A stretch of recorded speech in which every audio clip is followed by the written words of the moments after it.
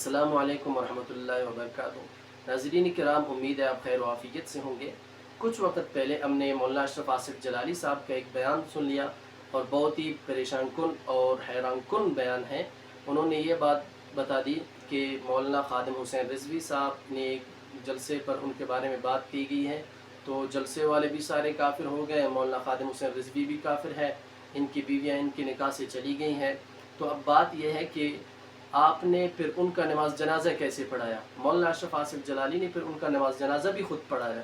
अब बात यह है कि आप किसी को काफिर कह रहे हैं और उसका नमाज जनाजा भी पढ़ा रहे हैं, तो अब सवाल बनता है कि उसने रुजू कब किया, उसने कलमा फिर कब पढ़ा और उसका निकाह फिर कैसे सही हो गया? यही बात मौलाना मुफ्ती राशिद रिजवी कहते हैं कि मैंने बार बार उनकी खिदमत में पेश की है लेकिन मुझे जवाब नहीं दे रहे हैं।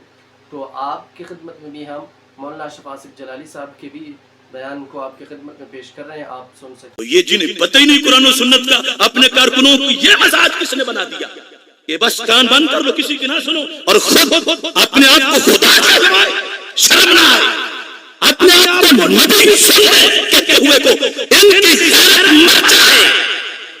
फतवा इसलिए कि उन लोगों को निकाह चुके हैं, उनकी बीवियां निकाह से निकल चुकी हैं, कलमा पढ़ेंगे तो फिर उनके पीछे किसी की नमाज होगी। ये फतावा रिजविया के 10 फतवे मैंने दिखाए, तो क्या फतावा रिजविया रिजवी के लिए जरूरी नहीं है? क्या अल्लाह की तौहीद से भी बड़ा कोई मसला है? अल्लाह की तौहीद तो जब फैजाबाद में कहा गया कि लब्बैक में दो खुदा नहीं हो सकते, ये खुदा का लफ्ज बंदे पे बोला गया, मैं तो मौजूद नहीं था, जिसने बैठ के सुना उसका भी निकाह टूटा, वो भी काफिर हुआ। क्यों नहीं? आखिर जब इनको नबी कहा गया, नबी का लफ्ज, कादियानी चैनलों पर वो क्लिप चल रहा है कि ये पीर अफजल कादरी और मौलाना खादिम दोनों स्टेज पे बैठे थे दाता साहब के सामने। मुकर्रिर कहता है उलमा उम्मती का अंबिया बनी इसराइल, तो तर्जुमे में कहता है ये स्टेज पे 2 नबी बैठे हुए हैं। तो कहां गई थी इन लोगों की गैरत? क्या ये हक रखते हैं आज दीन का नाम लेने के लिए? मिर्जा कादियानी का कसूर क्या था?